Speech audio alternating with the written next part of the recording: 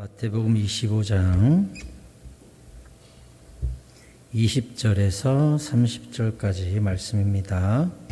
신약성경 43쪽에 있는 마태복음 25장 20절에서 30절 신약성경 43쪽에 있는 마태복음 25장 20절에서 30절까지의 말씀. 찾으셨으면 저랑 한 절씩 교독하시겠습니다. 제가 20절을 먼저 읽겠습니다. 5달란트 받았던 자는 5달란트를 더 가지고 와서 이르되 주인이여 내게 5달란트를 주셨는데 보소서 내가 또 5달란트를 남겼나이다. 그 주인이 이르되 잘하였도다 착하고 충성된 종아 내가 적은 일에 충성하였음에 내가 많은 것을 내게 맡기리니 내 주인의 즐거움에 참여할지어다 하고 2달란트 받았던 자도 와서 이르되 주인이여 내게 2달란트를 주셨는데 보소서 내가 또 2달란트를 남겼나이다. 그 주인이 이르되 잘하였도다 착하고 충성된 종아 내가 적은 일에 충성하였음에 내가 많은 것을 내게 맡기리니 내 주인의 즐거움에 참여할지어다 하고 1달란트 받았던 자는 와서 이르되 주인이여 당신은 굳은 사람이라 심지 않은 데서 거두고 해치지 않은 데서 모으는 줄을 내가 알았으므로 두려워하여 나가서 당신의 1달란트를 땅에 감추어 두었었나이다. 보소서 당신의 것을 가지셨나이다. 그 주인이 대답하여 이르되 악하고 게으른 종아 나는 심지 않은 데서 거두고 해치지 않은 데서 모으는 줄로 내가 알았느냐? 그러면 내가 마땅히 내 돈을 취리하는 자들에게나 맡겼다가 내가 돌아와서 내 원금과 이자를 받게 하였을 것이니라 하고 그에게서 그 1달란트를 빼앗아 10달란트 가진 자에게 주라. 무릇 있는 자는 받아 풍족하게 되고 없는 자는 그 있는 것까지 빼앗기리라. 30절 같이 읽겠습니다. 이 무익한 종을 바깥 어두운 데로 내쫓으라. 거기서 슬피 울며 이를 갈리라 하니라. 아멘. 오늘도 주님의 크신 은혜와 평안이 여러분과 함께 하시기를 축복합니다. 오늘 이제 예수님과 이 종이 주인과 종이 결산하는 장면을 통해서 명확하게 갈라지는 것은 방관하는 자와 도전한 자의 결과물이 정확히 다르다는 것을 알 수가 있어요. 우리가 신약 성경을 읽다 보면 하나님께서 상을 주신다, 그날에 하나님이 상을 주신다라는 성경 구절을 곳곳에서 만나게 됩니다. 그런데 사실은 원어적으로 헬라어에 접근해 보면 우리가 생각하는 상의 개념과는 조금 다릅니다. 무언가 잘해서 1등해서 개근해서 공부 잘해서 공로를 세워서 그거에 대한 상을 받는다라고 우리가 생각을 하는데요. 성경에 나오는 상이라는 단어에 원어적으로 접근해 보면 우리나라 말로 번역할 때 이렇게 번역하는 것이 훨씬 실감나고 가까이 느껴지고 원어에 가깝습니다. 뭐냐? 삭을 받는다 할 때 삭. 그러니까 우리가 천국에 가서 하나님께 상을 받잖아요. 그럼 우리가 이 땅에서 뭔가 잘해가지고 특등상, 1등상 이렇게 생각하기가 쉬운데요. 사실 천국 가면 우리가 이 땅에서 심은 대로 삭을 받는 거예요. 가서. 왜? 주님께서 말씀하셨죠. 하나님은 만으로 여김을 받지 아니하나니 사람이 무엇으로 심든지 그대로 거두리라 그랬죠. 그래서 천국 가면 우리가 받는 상이 사실은 뭐냐면 이 땅에서 우리가 심은 것을 받는 거예요. 그러니까 여기서 뭐 하나 반짝 잘했다고 저기서 갑자기 큰 상이 뚝 떨어지는 게 아니라 내가 여기서 부지런히 심고 가꾸고 농사 지은 결실을 저 천국 가서 받아 누리는 거예요. 그러니까 천국도 철저히 공짜가 없습니다. 정확히 성경에서 이야기하기를 너가 행한 대로 갚으리라. 분명히 나와 있습니다. 믿은 대로? 기대한 대로? 아니요. 정확히 나와 있어요. 행한 대로. 그러니까 여기서 우리가 부지런히 천국에서 어떤 싹스를 받을 것인가를 부지런히 준비해야 돼요. 왜? 정확히 주시니까. 너무나 정확히 주시니까. 그래서 우리는 세월을 아껴야 되죠. 오늘 이 한 달란트 받은 자의 삶에 대해서 여러분과 나누려고 하는데, 설교 제목과 같이 이 사람은 방관하는 사람입니다. 이 사람은 왜 방관했을까요? 왜 이 한 달란트를 땅에 묻어 놓았을까요? 이 사람이 이야기하는 거에서 그 해답을 찾을 수 있는데 24절에서 이렇게 말하죠.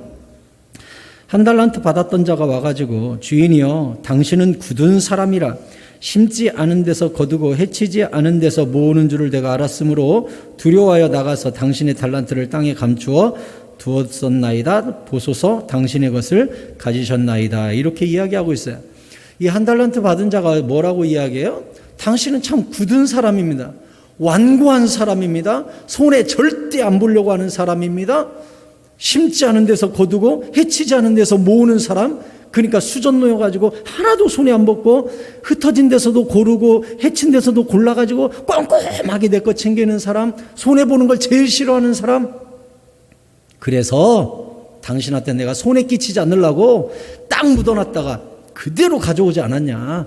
당신의 것을 받으셨나이다. 그러니까 다른 종들은 내가 부지런히 장사해서 우리 주인에게 많은 것으로 돌려드려야지 라고 생각했는데, 한 달란트 받은 자는 뭐라고 생각해요? 혹 내가 장사했다가 조금이라도 손해보면 나는 큰일 나는 거야. 그러느니 차라리 원금이라도 잘 지켰다가 돌려드리자, 이렇게 생각했다는 거예요.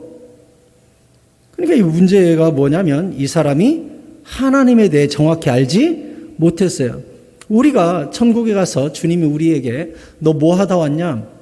제 믿음 잘 지키다 왔습니다. 이건 하나님이 원하는 우리의 삶이 아니죠. 이 땅에서 내가 이것도 심고 이것도 심고 이것도 심어서 이렇게 남겼나이다지 잘 지킨 상 물론 있을 수는 있어요. 하지만 하나님이 그러라고 우리를 이 땅에 보낸 것은 아니에요. 하나님의 기대치가 다 있어요. 묻어놓고 오라는 게 아니에요. 그래서 이 한 달란트 받은 종의 문제는 주인을 잘못 알았다는 거예요. 그럴 것 같으면 애당초 주인이 종에게 맡기지 않았죠. 묻었다가 캘 것 같으면 주님이 그냥 묻어놨다가 자기가 캐가면 되지. 뭐하러 종을 줘요. 종에게 남기라고 준 거예요. 활용하라고 준 거예요. 주인을 전혀 잘못 알고 있었죠. 그래서 이 한 달란트 받은 종은 땅을 깊이 파놨다가 땅에 깊이 파고 돈을 감춰놨다가 나중에 빼서 그걸 고스란히 돌려드렸어요. 그러면 이 한 달란트 받은 게으른 종의 가장 잘못한 것, 주님께서 악하고 게으른 종아 하고서 가장 많이 혼난 것, 이게 뭐냐? 바로 아무것도 하지 않은 죄. 이게 가장 큰 거예요. 이 종의 가장 큰 문제가 무엇입니까? 아무것도 안 한 죄. 이것이 그렇게 큰 거예요. 우리가 아무것도 안 하면 중간이 나가지 않을까? 그렇게 생각하시면 완전 착각하신 겁니다. 이 사람은 계획도 없고 도전도 없고 용기도 없고 지혜도 없어요. 잠언 22장 13절에서 게으른 자가 이렇게 이야기한대요. 게으른 자는 말하기를 사자가 밖에 있은즉 내가 나가면 거리에서 찢기겠다 하느니라. 맨날 집에서 뒹글뒹글해요. 너 왜 안 나가? 여기에 사자 있잖아. 사자. 안 나가. 무슨 사자가 있어요? 없어도 사자가 있어. 그럼 두려워서 도전을 안 해요. 안 나가요. 아무것도 안 하는 자의 게으름이 어디서 나와요? 쓸데없는 두려움. 했다가 실패하면 어떡하지? 시도하지 않는 사람을 성경은 게으른 사람이라고 그래요. 예측을 해요. 예측을 해요? 뭘 예측해요? 이 사람도 예측은 해요. 게으른 사람도 예측은 해요. 무슨 예측해요? 실패할 예측, 주인에게 혼날 예측만 해요. 이렇게 하면 실패할 거야. 이렇게 하면 주인한테 손해를 끼칠 거야. 이렇게 하면 나 혼날 거야. 부정적인 예측만 하고 있어요. 그러니 안 나가요. 시도를 안 해요. 여러분, 전에도 제가 그런 말씀 드렸지만 배는 항구에 있을 때 안전합니다. 하지만 배는 그러라고 만든 것이 아닙니다. 항구에 장식용으로 묶어 놓으라고 배가 있는 것이 아니에요. 먼 바다를 향해 가서 고기를 잡든 사람을 실어 나르든 물건을 실어 나르든 써먹으려고 배를 만든 거지 항구에 묶어 놓으려고 만든 게 아니에요. 근데 안전하니까 사고 날까봐 부서질까봐 손해 날까봐 배를 항구에만 정박시켜 놓으면 그건 바보짓이고 손해만 보는 거예요. 우리도 마찬가지예요. 교회 안에 있으면 가장 안전하죠. 여기같이 안전한 데가 어디 있어요? 착한 사람, 좋은 사람, 웃는 사람, 좋은 말 해주는 사람 다 여기 있죠. 여기가 좆사오니 여기 초막셋 짓고 여기서 살면 되잖아요. 죄질 일도 없죠. 근데 주님이 그렇게 하셨어요? 변화산 위에다가 베드로가 초막셋 지읍시다 했을 때 예수님이 그러자 여기 있으니까 참 안전하고 좋네. 여기서 모세와 엘리야하고 예배드리면서 살자 그랬어요? 아니에요. 여기서 본 것을 아무에게 말하지 말라. 내려가자. 내려오자마자 귀신 쫓았습니다. 예수님이 산 위에 계시면 안전하지요. 예수님과 함께 거기 초막셋을 짓고 살면 좋지요. 근데 주님이 내려가자. 내려오자마자 물에도 넘어지고 불에도 넘어지는 그 자녀를 거기서 귀신 쫓는 장면이 바로 나와요. 왜요? 주님은 그러라고 오신 분이 아니에요. 주님이 뭐라 그랬어요? 아버지께서 일하시니 나도 일한다 그랬어요. 주님 일하러 오셨어요. 우리도 마찬가지예요. 이 땅에 왜 왔어요? 일하러 왔어요. 항구에 배를 묶어 놓으라고 우리가 이 땅에 태어난 것이 아니에요. 그래서 성경에서는 우리가 잘 살펴보면 곳곳에 방관죄, 방관한 죄에 대해서 굉장히 예민하게 다룹니다. 성경이. 잠언 28장 27절에 방관죄에 대해서 한번 봅시다. 같이 읽어볼까요? 시작. 가난한 자를 구제하는 자는 궁핍하지 아니하려니와 못 본 채 하는 자에게는 저주가 크리라. 우리가 이렇게 생각할 수 있죠. 내가 아무것도 안 도와줄 수면 중간 아니야? 안 도와줄 수 있지 라고 생각하잖아요. 근데 주님이 뭐래요? 아무것도 안 하고 못 본 채 한 죄가 있다는 거예요. 시도하지 않은 죄, 항구에만 있었던 죄, 부정적인 예측한 죄, 액션이 없었던 죄가 있다는 거예요. 못 본 채 한 죄가 있다는 거예요. 손을 움켜쥐고 펴지 않은 죄가 있다는 거예요. 예수님의 선한 사마리아인 비유 생각납니까? 어떤 사람이 예루살렘에서 여리고로 내려가다가 강도 만났죠? 그랬더니 레위인과 제사장은 그냥 지나갔어요. 선한 사마리아인은 부축해가지고 자기 짐승에 태워서 여관에 데려가가지고 고쳐달라 그러고 자기 돈도 주고 부족하면 갔다 오는 길에 들러서 돈 더 주겠다고 이야기했어요. 그러면 레위인과 제사장은 뭐 그럴 수 있지? 아니에요. 방관죄가 있는 거예요. 손을 펴지 않은 방관죄가 있는 거예요. 주님께서 뭐라 그랬어요? 가서 너도 이와 같이 하라 그랬어요. 하라. 액션을 취해라. 만져줘라.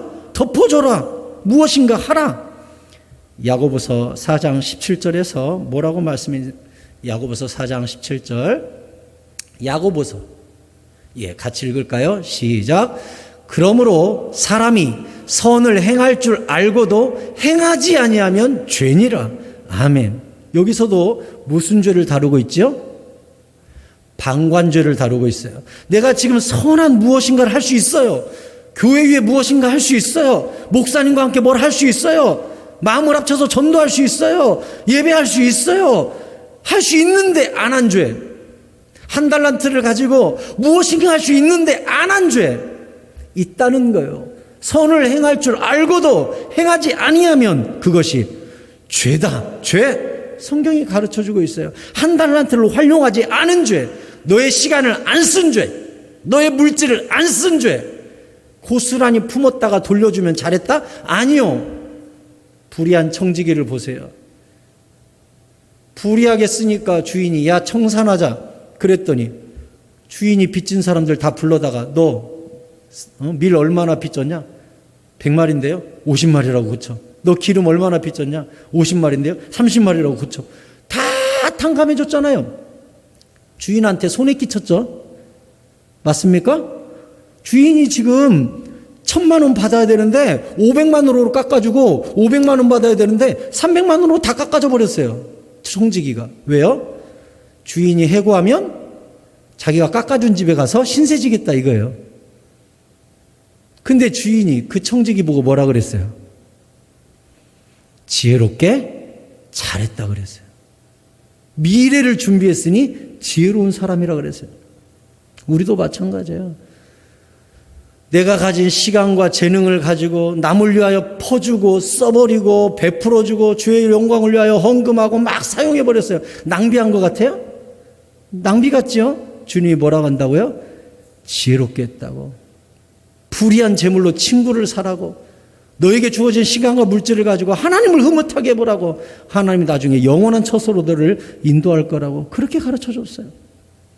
낭비가 아니라고요. 그러므로 못 본 척하면 안 돼요. 그래서 스스로 나는 남들보다 착하게 살았어요.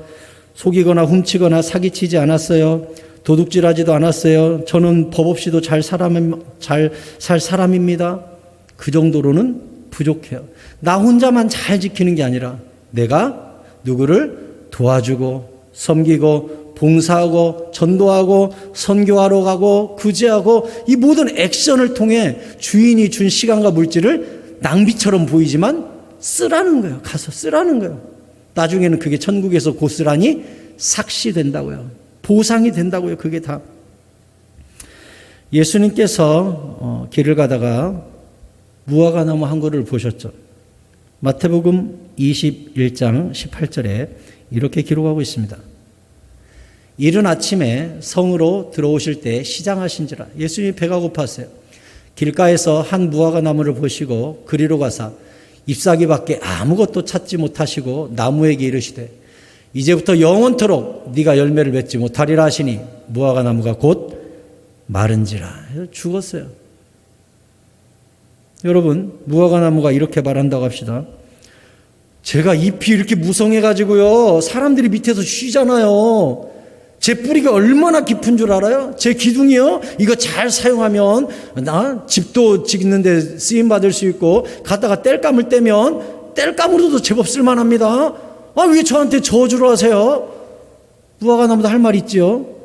근데 무화과나무가 무화과나무인 이유는 무화과나무 열매가 맺혀야 무화과나무지요. 어떤 나무가 존재하는 이유는 그 이름에 걸맞는 열매예요. 사과나무가 사과나무인 이유는 사과를 맺기 때문에 그래요. 감나무가 감나무인 이유는 감을 맺기 때문에 그래요. 근데 감나무가 땔감으로 써달라니까요. 아유, 집 짓는데 목재로 써달라니까요. 그러면 감나무 주인이 뭐라 그래요? 너를 과수원에 심은 이유는 땔감을 얻고자 함이 아니요, 사과와 감을 얻기 위해서 심은 건데 너는 왜 그걸로 나를 설득하려고 하니? 이러겠죠? 예수님도 똑같아요. 무화과나무야, 지금 너의 소명은 그늘? 목재? 아니야, 열매야. 이렇게 보시는 거예요. 우리가 주님 나라에 가서 어떤 핑계를 대면서 그래도 저는 이걸로, 그래도 저는 이걸로, 저걸로. 주님은 아니야, 내가 너를 세상에 보낸 이유가 있어. 소명이 있어. 너의 정체성이 있어. 너만의 창조된 본질적인 이유가 있어. 그것을 나와 함께 계산하자 하시는 거예요. 마태복음 21장 43절에서 예수님이 뭐라고 하셨습니까? 같이 읽을까요? 시작. 그러므로 내가 너희에게 이르노니 하나님의 나라를 너희는 빼앗기고 그 나라에 열매 맺는 백성이 받으리라. 아멘. 따라서 하실까요? 열매 맺는 백성이 받으리라. 아멘. 천국은 누가 받아요? 열매 맺는 백성이 받아요. 잎이 무성한 백성이 받아요? 뿌리가 깊은 백성이 받아요? 줄기가 두꺼운 백성이 받아요? 아니요. 그 나무의 존재 이유, 열매 맺는 백성이 받아요. 열매 맺는 백성. 안전하게 되돌려 드렸습니다. 이거 갖고 주님이 만족하는 게 아니에요. 열매 가지고 와. 결산할 거 가지고 와. 내 눈앞에 열매를 펴봐. 이렇게 이야기하시는 거예요. 안전하게 지켰다고 칭찬 듣는 것이 천국이 아니에요. 나무가 저는 건강하잖아요. 잎이 무성하잖아요. 크잖아요. 뿌리가 깊잖아요. 아무리 과수원 농부를 설득해도 과수원 농부는 딱 한 가지. 알았다고. 잎이 무성한 이유가 뭐야? 줄기가 두꺼운 이유가 뭐야? 뿌리가 깊은 이유가 뭐야? 열매잖아. 열매 가져와. 이러시는 거예요. 이 1달란트 받은 자는 똑같아요. 잎만 무성하지 열매가 없어요. 말만 무성해요. 핑계만 무성해요. 여러분, 아까 말씀드렸듯이 예수님은 이 땅에 쉬러 오시거나 잘 지켰다가 천국으로 돌아가시기 위해서 이 땅에 오신 게 아니에요. 예수님 분명히 뭐라고 하셨냐? 요한복음 5장 17절에서 중요하니까 같이 읽고 또 적어도 두세요. 같이 읽겠습니다. 시작. 예수께서 그들에게 이르시되 내 아버지께서 이제까지 일하시니 나도 일한다 하시매. 아멘. 예수님은 이 땅에 왜 오셨다고요? 일하러 오셨어요. 근데 당신은 왜 일을 합니까? 그랬더니 예수님이 뭐라고 대답하셨어요? 우리 아버지가 일하시니 나도 일한다. 바리새인들이 가만히 좀 있어라. 중간이나 가지. 예수님은 우리 아버지가 일하시는데 나도 일해야 된다. 우리도 마찬가지예요. 하나님이 일하셨고 예수님이 일하셨으니 우리도 부지런히 나아가서 2달란트 받은 자, 5달란트 받은 자처럼 부지런히 장사하고 남들이 볼 때는 낭비처럼 보이지만 얼마나 교회 오는 게 낭비예요. 세상 사람들이 볼 때는 낭비입니다. 아이고 저럴 시간 있으면 가서 뭐라도 좀 더 하지. 일주일에 하루씩 우리는 교회 와서 세상 사람들의 기준에 의하면 낭비를 합니다. 쉬운 얘기로 52주 우리는 교회 나와서 예배드리면서 하루를 온전히 주일 성수하고 주님과 동행하려고 애를 써요. 세상 사람들은 그 시간에 가서 돈 벌어요. 그 시간에 가서 애들 공부시켜요. 그 시간에 무언가 해요. 우리하고 경쟁해보면 공부 시간 자체가 달라요. 돈 버는 시간 자체가 달라요. 출근하는 시간 자체가 달라요. 그 사람들이 잘 되고 그 사람들이 형통하고 그 사람들이 부자 되고 그 사람이 좋은 대학 갈 가능성이 훨씬 높지요. 그러니 그 사람들이 볼 때는 우리 보고 뭐래요? 낭비하는 거예요. 바보짓이에요. 근데 주님은 저 천국에서 뭐라고 한다고요? 나를 위하여 너희가 낭비했다 이거예요. 불의한 청지기가 막 나누어 주듯이 그렇게 올바른 시간 소비를 했다 이거예요. 세상 사람 기준과는 완전히 다른 거예요. 예배 드리는 것 손해보는 것 같으나 천국에서는 가장 존귀한 일인 줄로 믿습니다. 우리가 주일 성수하고 돈 갖다가 구제하고 시간 갖다가 교회 청소하고 봉사하고 남들이 볼 때는 낭비처럼 보이지만 그 모든 것들은 심어진 것이요 천국에서 반드시 상이 있을 줄 믿습니다.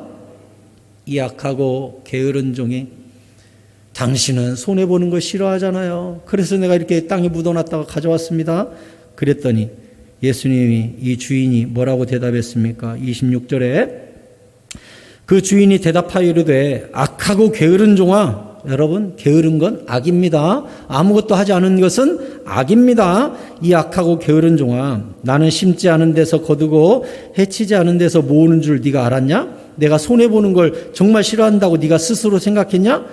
그러면 27절에 그러면 네가 정말 그렇게 생각했다면 네가 마땅히 내 돈을 추리하는 자들에게나 맡겼다가 내가 돌아와서 내 원금과 이자를 받게 하였을 것이니라.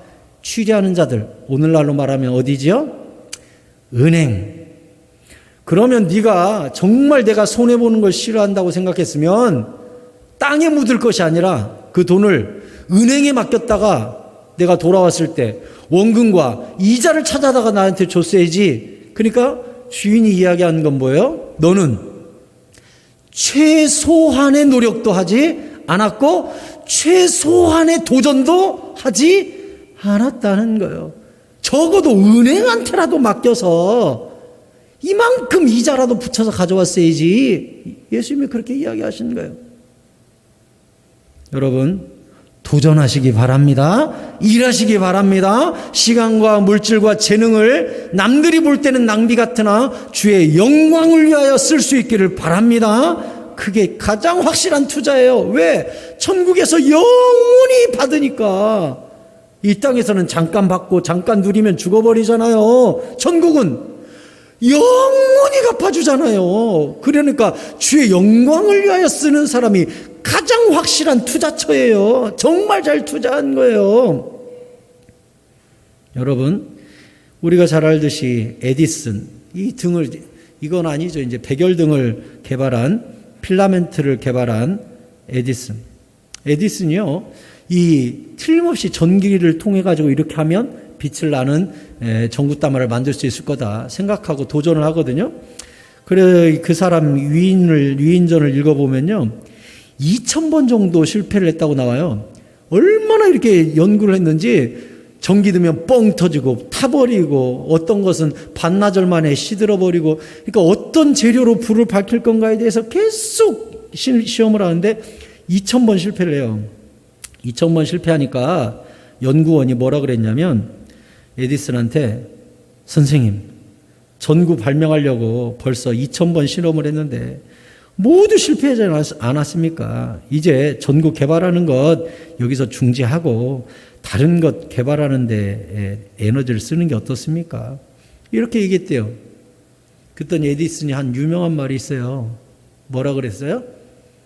우리는 2000번 실패한 것이 아니라 재료로 적합하지 않은 2000가지를 발견한 거라고 그랬어요. 그 연구원은 우리가 2000번 실패했다 그랬어요. 근데 에디슨은 뭐라고요? 안 되는 재료 2000가지를 찾아낸 거라고 그랬어요. 얼마나 자세가 달라요. 연구원은 실패했다고 생각하는 거예요. 에디슨은 안 되는 경우 2000가지를 찾아낸 거라고 생각한 거예요. 그래서 2000번 넘어서도 또 도전했잖아요. 결국은 위인전에 읽어보면 2400번 만에 전구다마를 성공합니다. 2400번 만에. 나중에 기자가 가가지고 에디슨에게 전구를 발명한 거에 대해서 인터뷰했을 때 에디슨이 뭐라고 대답한 줄 알아요? 누구에게나 2400번의 기회는 있을 것입니다. 도전하십시오. 이렇게 얘기했어요.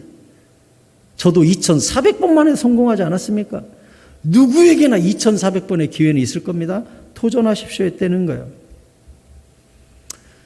여호수아가 모세가 죽고 나서 이스라엘 출애굽한 백성들을 이끌고 요단강을 건너 가나안 땅에 정착을 했습니다. 가나안 땅에 들어갔을 때에 정탐꾼들을 보내서 지도를 다 그려갖고 와요. 12조각으로 니들이 잘 나눠봐라 해가지고 지도를 그리고 12조각으로 잘 나눴어요. 그래가지고 하나님 앞에서 지파들에게 제비를 뽑아서 줍니다. 그래야 공평하니까 아무래도 산지를 중심으로 있는 땅도 있을 거고, 어디는 물이 많은 땅이 있을 거고, 어디는 건조한 땅이 있을 거고, 어디는 곡식이 많이 나는 평야 땅도 있을 건데, 지파들이 왜 우리는 여기 땅을 줍니까? 그럴 수 있으니까 제비 뽑자 해가지고 하나님 앞에서 제비를 뽑아서 공평하게 나눠줬습니다. 나눠줬는데 성경 그 당시 12지파가 각각 차지한 땅과 인구 수를 쭉 성경이 기록하고 있는데 요셉 지파가 상당히 인구가 많습니다. 요셉 지파가 12지파 중에 앞에 3등인가 그래요. 인구가 되게 많거든요. 하나님이 요셉 지파에 복을 많이 주셔가지고. 근데 이 요셉 지파는 공교롭게도 뽑았는데 좁은 땅을 뽑았거든요. 그러면 하나님과 여호수아를 원망할 수 있겠죠. 아니 인구수에 맞춰서 줘야지. 요셉 자손이요 여호수아를 찾아갑니다. 좁다는 거예요. 여호수아 17장 14절이에요. 여호수아 17장 14절에 요셉 자손이 여호수아에게 말하여 이르되 여호와께서 지금까지 우리 요셉 지파에게 복을 주셔가지고 우리 요셉 지파가 큰 민족이 됐는데 당신은 요셉 기업을 위하여 한 제비, 한 분깃, 조그만 땅을 내게 주시면 어떡합니까? 우리 땅이 좁습니다 하고서 요셉 지파가 찾아왔다는 거예요. 여호수아가 그들에게 이르되 네가 큰 민족이 되므로 에브라임 산지가 너에게 너무 좁냐? 에브라임 산지 땅을 뽑았거든. 게다가 산지 땅이 산지 땅. 그러니까 평야 땅이라도 되면 좋죠. 근데 게다가 산지 땅을 많은 인구가 차지하게 됐으니 집 지을 것도 없고 농사 지을 것도 없고 좁은 거예요. 그러니 여호수아가 뭐라고 이야기해요? 네가 큰 민족이 되므로 에브라임 산지가 너에게 너무 좁냐? 그러면 브리스 족속과 르바인 족속의 땅 살림에 올라가서 거기 뭐라고 써 있어요? 스스로 개척하라. 스스로 개척하라. 따라서 하십시오. 스스로 개척하라. 스스로 개척하라. 아멘. 왜 이것만 주냐고 불평하고 원망하고 슬퍼하고 낙심하고 하나님 탓, 지파 탓, 여호수아 탓 하지 말고 좁거든 스스로 올라가서 개척해라. 개척해라. 한 달란트 가지고 이게 뭐냐 저냐 하지 말고 올라가서 도전해라. 개척해라. 16절에 요셉 자손이 이르되 그 산지는 우리에게 넉넉하지도 못하고 골짜기 땅에 거주하는 모든 가나안 족속에게는 베스안과 그 마을들에 거주하는 자이든지 이스라엘 골짜기에 거주한 자이든지 다 철병거가 있는데요. 그러니까 뭐냐면 뭐라고요? 우리 보고 개척하라고요? 거기 골짜기마다요 이미 가나안 사람들이 바글바글 살고 있어요. 근데 얘네들이요 철병거를 다 갖고 있습니다. 우리나라로 말하면 지금 탱크를 다 갖고 있어요. 탱크. 그러니까 아니 우리 보고 개척하라고요? 탱크가 있어요. 탱크가. 그리고 골짜기마다 이미 가나안 사람이 다 살고 있는데 우리 보고 어떻게 가서 그들하고 전쟁하라 그래요? 못해요. 또 이렇게 이야기했네. 요셉 지파가 어떻게 그 사람들하고 또 전쟁을 해요? 못해요. 스스로 개척하라고요? 못해요. 또 핑계 댔어요. 17절에 여호수아가 다시 요셉의 족속 곧 에브라임과 므낫세 지파에게 말하여 이르되 너는 큰 민족이요 큰 권능이 있은즉 한 분깃만 가질 것이 아니라 그 산지도 네 것이 되리니 비록 살림이라도 네가 개척하라. 또 가서 스스로 개척하라. 가서 개척해라. 그 끝까지 네 것이 되리라. 가나안 족속이 비록 철병거를 가졌고 강하다고 할지라도 네가 능히 그를 쫓아내리라 하였더라 했어요. 여호수아가 너는 능히 이길 수 있어. 스스로 개척해. 도전해. 철병거도 이길 수 있어. 라고 여호수아가 이렇게 이야기할 수 있는 이유가 뭐예요? 하나님이 그들과 함께 하시기 때문에 그래요. 그러니 여호수아가 걱정하지 말고 가라는 거예요. 실제로 요셉 지파가 가가지고 상당 부분 회복을 하게 됩니다. 여러분, 주님은요, 주여 부족합니다. 주여 힘듭니다. 주여 한 달란트밖에 할 때 뭐라고 말씀하세요? 아니야, 좁거든. 도전하라. 개척하라. 네가 이길 수 있을 거다. 내가 함께 가마 하면서 우리에게 도전을 이야기하시지 괜찮아 거기 묻어놨다가 가져와 이런 분이 아니야. 좁거든. 도전하고 개척하고 천국은 침노하는 자의 것이라고 했잖아요. 갈렙도 똑같아요. 갈렙도 여호수아와 함께 가나안 땅에 들어간 다음 뭐라 그랬어요? 여호수아 14장 6절에서 뭐라 그랬습니까? 그때 유다 자손이 길갈에 있는 여호수아에게 나오고 그니스 사람 여분네 아들 갈렙이 여호수아에게 말하되 여호와께서 가데스 바네아에서 나와 당신에게 대하여 하나님의 사람 모세에게 이르신 일을 당신도 아시지 않습니까? 내 나이 40세에 여호와의 종 모세가 가데스 바네아에서 나를 보내어 이 땅을 정탐하게 하셨으므로 가나안 정탐하러 갔던 사람 중에 두 사람 살았죠. 누구와 누구? 여호수아와 갈렙이에요. 근데 여호수아는 리더가 됐고 갈렙은 이제 찾아온 거예요. 내가 성실한 마음으로 그에게 보고하였고 나와 함께 올라갔던 내 형제들은 백성의 간담을 높게 하였으나 나는 내 하나님 여호와께 충성하였으므로 그날에 모세가 맹세하여 이르되 네가 내 하나님 여호와께 충성하였은즉 내 발로 밟는 땅은 영원히 너와 내 자손의 기업이 되리라 하였나이다. 그러니까 요 갈렙은요 자기가 정탐한 땅을 하나님이 주시겠다고 약속받았거든요.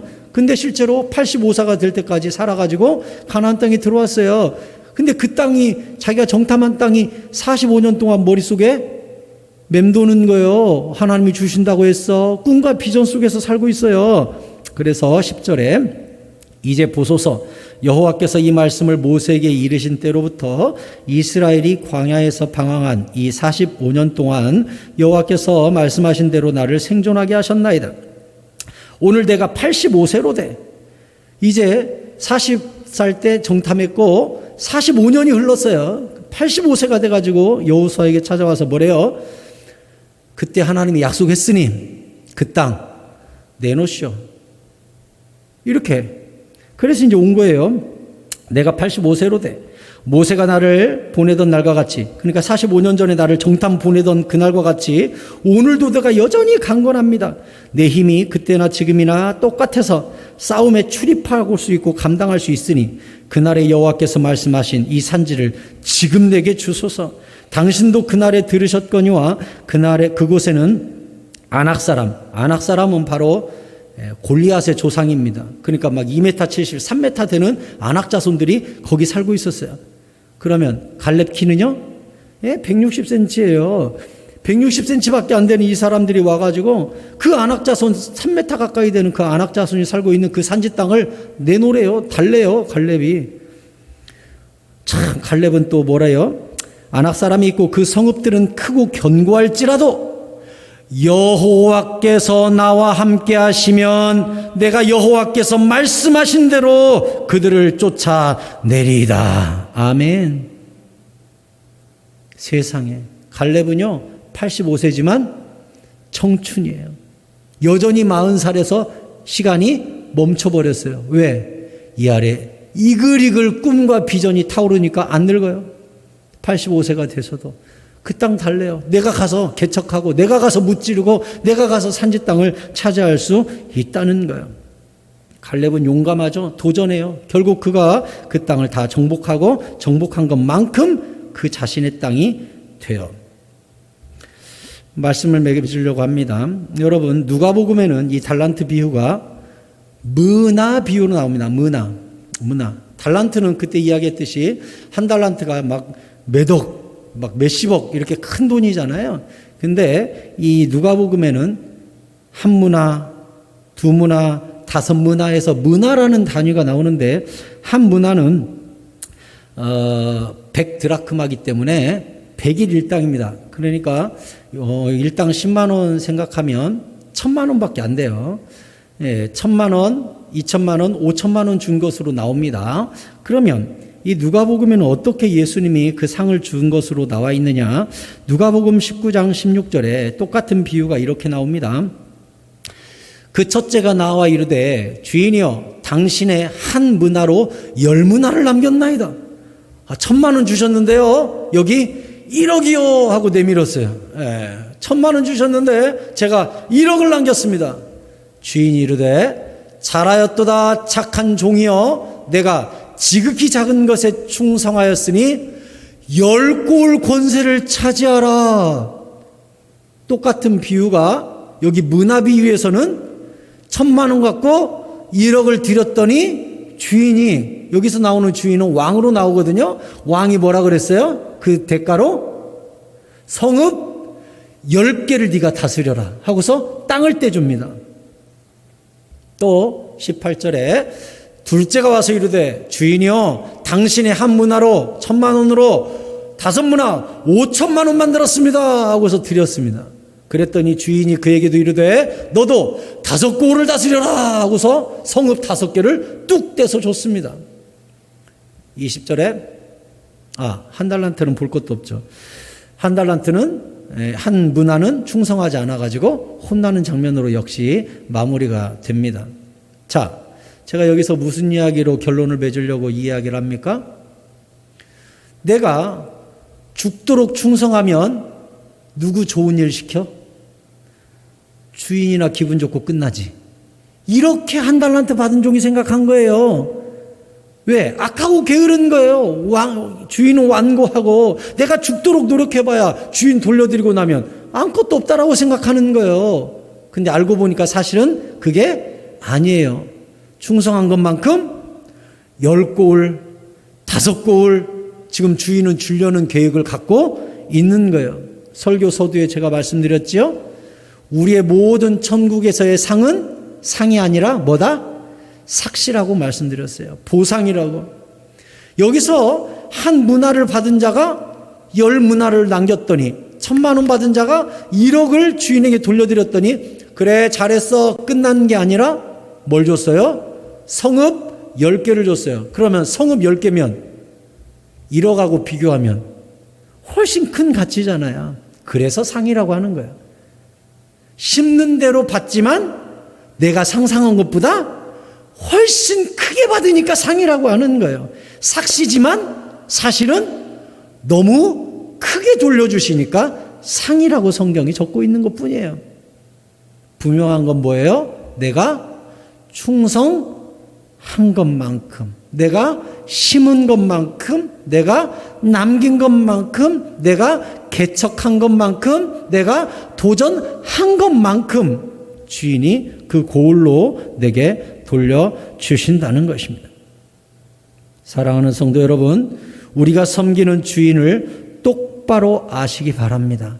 아무것도 안 하면 절대 칭찬받지 못합니다. 무조건 도전해야 됩니다. 아버지께서 일하시니 나도 일한다 말씀하신 예수님의 뜻을 따라 우리도 포도나무 가지가 되어서 부지런히 열매를 맺어야 합니다. 나무의 존재 이유, 종이 존재하는 이유, 예수님께서 나에게 문화와 달란트를 맡기신 이유, 내 삶을 던져서 주인을 기쁘게 하는 것입니다. 전도하고 교회를 섬기고 이웃을 유익하게 만들고 사랑하고 하나 되고 주인을 기쁘시게 만들고 성도들을 행복하게 만드는 이 모든 일, 먹든지 마시든지 무엇을 하든지 주님의 영광을 위하여 하는 일, 이 모든 일들이 세상에서는 아무것도 아닌 것 같으나 저 나라에서는 10고울, 100고울, 너는 한 나라. 그래서 우리를 천년 왕국시대라는 표현과 함께 우리를 후계자, 기업을 이을 자, 우리한테 그렇게 이야기하는 거예요. 통치자, 우리를 그렇게 부르시는 거예요. 장차 저 천국에서 엄청난 통치권을 우리에게 줄 것이기 때문에.